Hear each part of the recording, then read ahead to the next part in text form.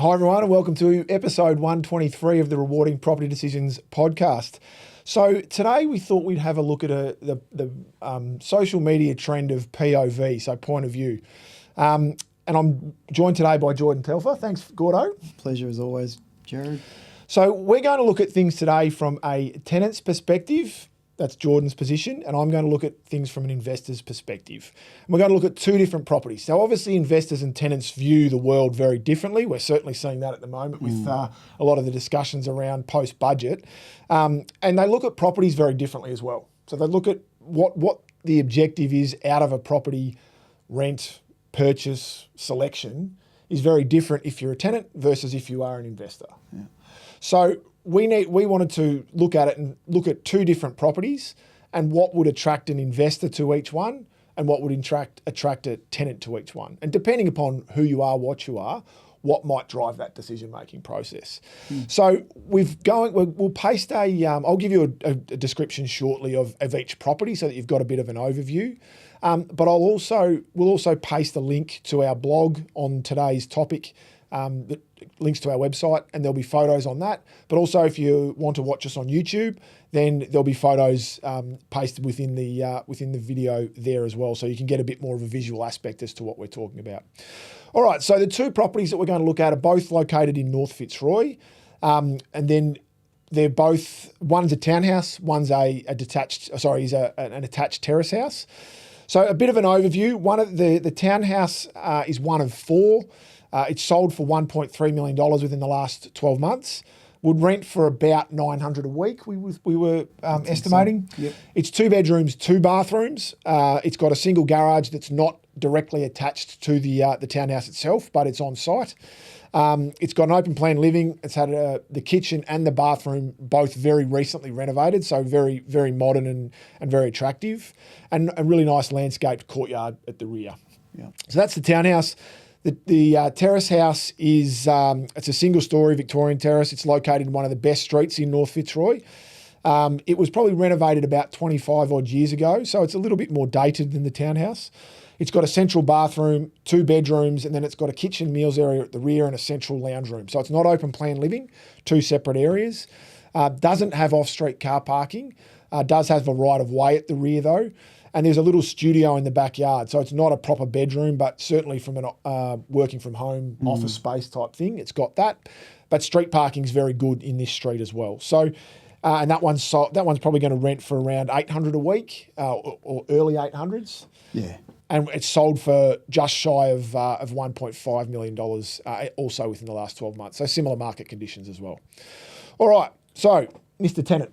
What are your thoughts, both pro and con, on the townhouse to start with? Townhouse up in Miller Street. I like the condition of it. I like the floor plan. It's good balance. So there's living space. You've got segregation with the upstairs, downstairs, Yes. which is good. I like that. I like the courtyard. Yeah. It's low maintenance.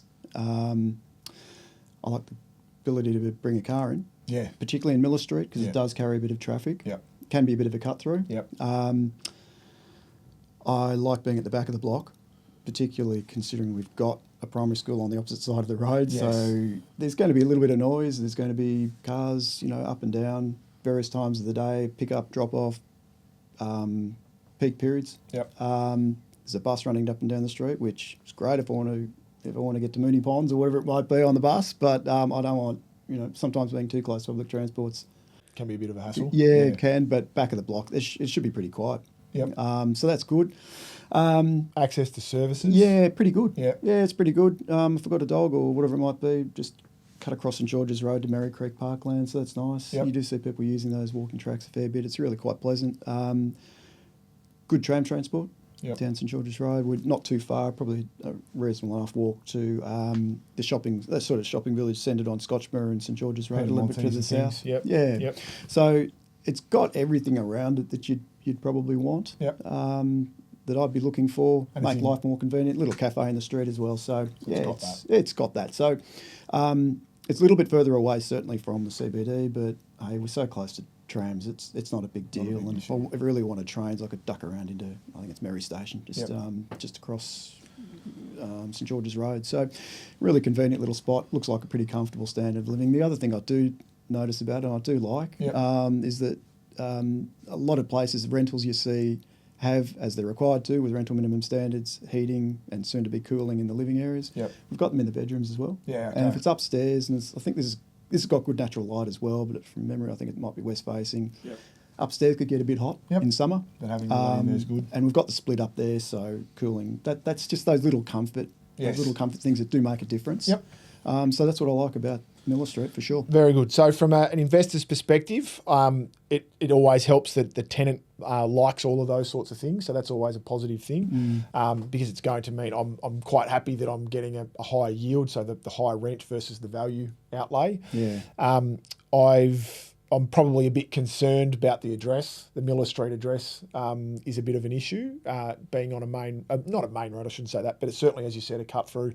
And then compounding that is the fact that it's opposite the school. So from if I'm looking at trying to, from a capital growth perspective, I'm trying to maximise my growth patterns. I want to have as many buyer parties as interested as possible.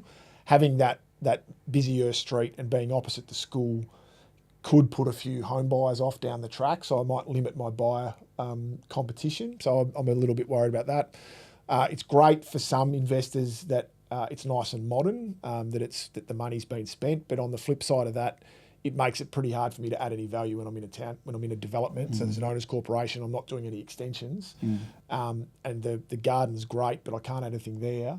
And the kitchen and bathroom, which is where you'll typically add most value, It's done. are done. Yeah. So I'm going to be relying, and because I'm also part of an owner's corporation, and I'm wondering whether or not I really want that when I'm spending that amount of money. I'd perhaps prefer to be on my own house. So that's probably my concerns from a townhouse perspective, or this townhouse perspective. Supply. Yeah, and that's a good point too. So part of it. so you've got there are a number of it's not as though you're in a middle ring suburb where there's a lot of townhouses going up, but there are certainly opportunities, and there's a lot of commercial, industrial, not a lot, but enough that's being reconverted to residential. So there can be more townhouses put in. Yeah. So that the lack of scarcity value in that type of property probably inhibits it a little bit as well. Yeah. All right, so let's have a look at the Terrace house. What are your pros and cons on that one from a tenant's perspective? I like the location a bit better. Yeah. That's for sure. Miller Street being sort of at the northern end of Fitzroy North, sort of bordering Brunswick East at that point, whereas McKean is right at the bottom of Fitzroy North. Yeah. So we're just that bit closer, and you feel a bit closer. We're right near Edinburgh Gardens. It's a couple of drop punts away from Edinburgh Gardens, which is for anybody that knows that, it's sort of in a northern area. It's probably It's one of the best. one of the best gardens apart in Melbourne, really. Yeah, it is. It's amazing there. It's beautiful. Public transport's really good. We're just that little bit closer again. Same St George Road tram, also down Nicholson. I think we're looking at a couple of different tram lines. Queen's Parade as well. Brunswick Street. I think it's You'd have Brunswick Street. Yeah, Yeah. Brunswick Street. And Queen's Parade. And Queen's Parade coming in. Which bit of a that hike. shoots down Smith Street, I think, the tram down there from Queen's Parade. Yeah. Probably does. Yeah, you should know that. Yeah, it But does. there's definitely two different tram lines within spitting distance. Trains. It's a little bit of a hike to Rushall because we're at the other end of we're at the other end of sorry, McKean other Street. end of McKean. Yeah, but it's still doable. Still walking distance. Yeah, it's still doable. So I do like the location. I prefer Miller Street in terms of its condition, no doubt about that. But accommodation is reasonably similar. Both courtyards, pretty low maintenance. Yep. This one doesn't have off-street parking though. Yep. Now maybe at some point somebody can bring that in. If you wanted to sacrifice that studio at the back, you might be able to bring one in as a little laneway at the rear. That's common. You could do that. Probably not lose too much of your courtyard. But as a tenant, doesn't have it.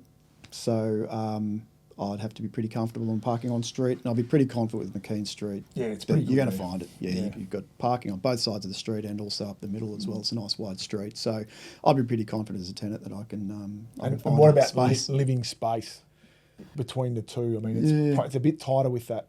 Yeah, it is, isn't it, with McKean? Yeah.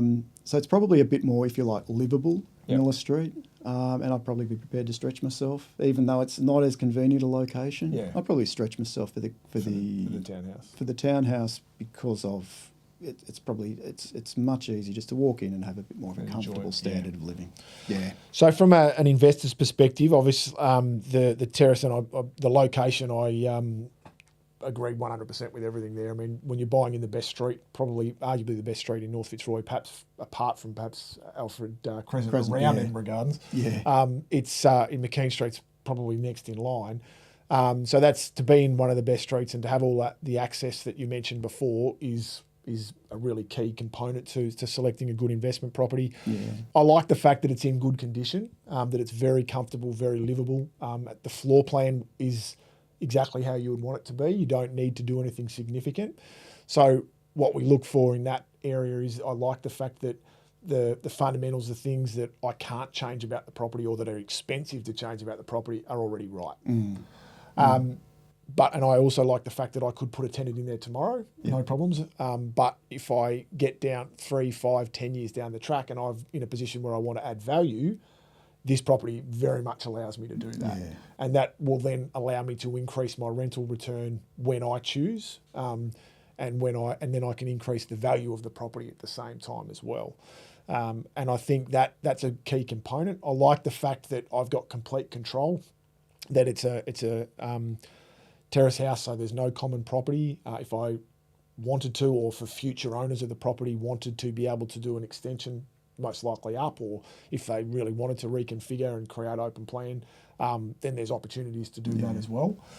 So there's a bit more flexibility with it, which I really like. I'm prepared to take this slight hit on the rent in the short term for those very reasons, but I also know that I can increase the rent up to probably something similar to what the townhouse is when I'm ready. And that will cost me more, but I think the growth aspects of this property are greater because of the scarcity value that a terrace offers versus a townhouse. Yeah, and if you were to renovate to a similar standard as Miller Street, I'd be a tenant. I'd switch over. Yeah, because then you are going to have your house, but you're in a much better spot. Yeah, and then if the facilities and services that are offered. So we're going to be, instead of being around sort of 800, we're probably going to be up at 950 a week or something along those lines. And depending upon how we do it, could push even higher. So there's options there. So overall, from a point of view perspective, again, we'll take our individual hats off now and just discuss it. But it's probably the terrace house, and this will come as no surprise to anyone who listens to the podcast regularly, that the terrace house as an investment is going to be a better option, albeit that the townhouse may well have a greater rental return. Yeah, and you can see that right now. Yeah, really, can't we? If our estimates of rental are pretty accurate, right, the yield is better right now. But as you indicated, we're sort of hitting our head on the ceiling of where we can go from here, whereas there's a lot more scope with probably better underlying fundamentals with McKean Street. Yeah, you can get a bit creative with McKean Street as to how to add that value. Yeah. Yeah, the interesting thing about it too is that it's probably a broader base of appeal to it, because with Edinburgh Gardens just so close as somebody that's looking to buy maybe as a second home, because it's probably at that point where it's a second home. You could see yourself lasting a little while with a child or two. You can have one child there comfortably. You don't need a backyard. No, because you've got the gardens right there. You've got the gardens. And then if you wanted to stay longer, because it's got the land out the back where the studio and things are. I mean, as I said before, it's not really a bedroom, but there's at least it gives you, if you do work from home or you need another space, you've got that to go to. Yeah. But you can also, and I didn't say this, and I think you might have mentioned it, but you've got, if off-street parking becomes really important, you've got the flexibility to be able to add that in terms of adding value as well. So, and the backyard is quite good in terms of its space, because there's still, even with the studio in the backyard, there's still enough space to have a little outdoor entertaining area. Yeah. So there's quite a bit of land there that's still usable. So yeah, it's a good option. Yeah. Very good. All right. Well, that's about it for episode 123 of the Roaring Property Decisions podcast. Thanks for joining me. No worries, Jarrod. If you'd like further information, please visit the website, wakeland.com.au. Otherwise, please feel free to share the podcast far and wide. Subscribe to our YouTube channel and to the podcast channels that you prefer. Have a look at the blogs, particularly this week, given the photography and things that will be in there to just paint a bit more of a picture.